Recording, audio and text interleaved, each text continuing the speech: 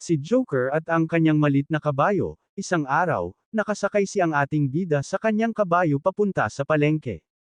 Lumakad ang anak ni bida sa tabi ng kanyang kabayo, hawak ang renda at nakikipag-usap sa kanyang ama. Nang madaanan ng mag-ama ang isang maliit na grupo ng mga tao na nagtipon sa gilid ng riles, pinuna ng mga tao ang ating bida, tawagan natin Joker. Sabi nila sa matanda, paano ka naging walang puso, Joker? Paano ka makakasakay sa kabayo samantalang ang iyong anak ay napipilitang lumakad sa tabi mo? Nang marinig ni Joker ang mga salitang ito ay bumaba siya at binuhat ang kanyang anak sa likod ng kabayo bilang kahalili niya. Si Joker at ang kanyang anak ay nagpatuloy sa kanilang paglalakbay. Si Joker ay naglalakad sa tabi ng kabayo, hawak ang mga renda sa kanyang mga kamay habang sila ay naglalakad patungo sa palengke. Isang milya o higit pa sa kalsada, nadaanan ni Joker ang isang maliit na grupo ng mga kababaihan na nagtipon sa paligid ng isang balon. Nang makita ng mga babae ay nagulat sila. Tinanong nila siya, paano lumalakad ang isang matandang lalaki habang ang kanyang anak ay nakasakay sa kabayo. Tiyak na hindi ito tama.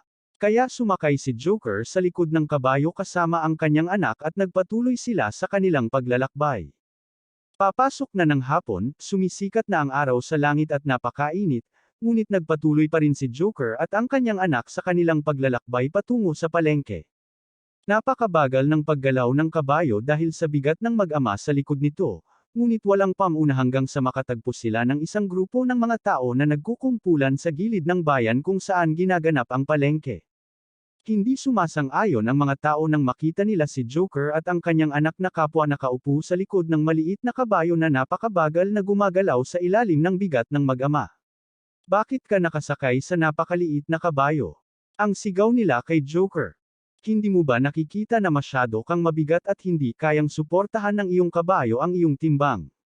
Sa palagay ko mas mabuti kung pareho tayong bumaba sa asno at maglakad, sabi ni Joker sa kanyang anak. Sa ganoong paraan wala nang makakapagsabi ng kahit ano sa amin. Kaya't si Joker at ang kanyang anak ay bumaba mula sa kabayo. Kinuha ni Joker ang renda upang pangunahan ang kabayo at lumakad kasama ang kanyang anak patungo sa palengke sa gitna ng nayon. Ngunit pagdating ni Joker sa palengke, marami ang nagtawanan at pumupuna at pinagtatawanan ang matanda. Ang tanga, ang sabi nila. Anong uri ng tao ang nagmamay-ari ng kabayo at lumalakad kasama ng kanyang anak kung kailan siya dapat nakasakay? Hindi nagalit si Joker sa mga tao dahil napagtanto niya na hindi posible na pasayahin ang lahat sa lahat ng oras, at marahil ay pinakamahusay na kung ang bawat tao ay magpapasya kung paano mamuhay ng kanyang sariling buhay.